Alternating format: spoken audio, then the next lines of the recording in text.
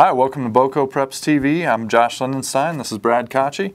We're going to break down some area basketball league races this week, about halfway through the league season for area teams. Brad, we've got a lot of teams in this area at the 4A level, all of them playing in the Northern League and TriValley. 4A Northern League is an interesting conference. Three teams kind of bunched at the top, all local. Centaurus followed by Broomfield and Silver Creek. They've all played really close games against each other. Yeah, that's right, Josh. We're exactly at the midpoint of the season here. Played 7 games, got 7 to go. The most interesting race is up at the top in the girls 4A Northern. Centaurus is undefeated in conference play. 1 game behind them is Broomfield, and 1 game behind them is Silver Creek. Like you said, all those 3 teams have played once, and they all played really close games.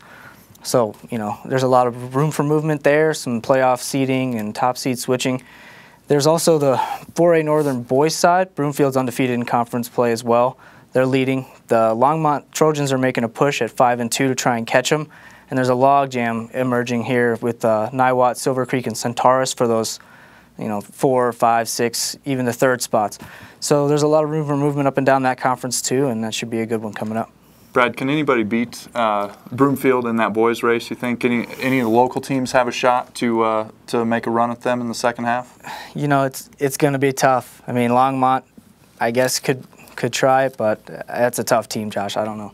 It's really hard to say. In the TriValley League, bunched up in the middle a lot on the boys and girls side. It seems like Skyline won a key game last night against Fort Morgan to kind of separate themselves, get them into the top half a little bit, but talk about those races. Right. Well, in the Tri-Valley on the boys' side, you've got, like you said, Skyline and Frederick are kind of duking it out there for 3rd. That Skyline has really emerged as a competitive team. They're playing with a lot of confidence after 2 really rough seasons, and Frederick is sort of starting to hit their stride there. Both teams are 4-3, so they've got a lot to settle in the last 7 games, see who can maybe get a big win here and there and who can beat the other team. In the girls' side, Erie has won 6 straight games, and they've moved up into that 3rd spot, which is exciting for them. And just like the boys, they're trying to hold off that upstart, resurgent Skyline squad. So there's a lot of, Frederick, Skyline, and Erie going on over there in the Tri-Valley League. And then in Class 5A, we've got 4 local teams playing in the Front Range League: Legacy, Monarch, Fairview, and Boulder. On the boys' side, seems to be a two-horse race between Fairview and Fossil Ridge. Both teams 8-0 in the league at the halfway mark, and a lot of teams fighting for 3rd. Monarch's in that mix, fighting for 3rd. Legacy and Boulder have a little bit of ground to make up, a couple games out of 3rd place there to try to move up. The girls' side, Front Range League, is traditionally, Brad, one of the top leagues in the state, really. I think 8 or 9 teams in the league with 4-4 league records or better. Legacy and Monarch tied for 2nd at 6-2, right behind Fort Collins at 7-1, and then Boulder just a little ways back of them. So should be really interesting. I mean, that league is as tight and as competitive as it gets on the girls' side in the Front Range League.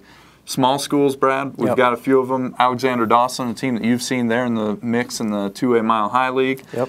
Shining Mountain Boys making another good run, leading the 1A 5280 League and looking like a state qualifying team again. And then Holy Family, who had a big upset loss last night to number 2 Mashbuff. Right.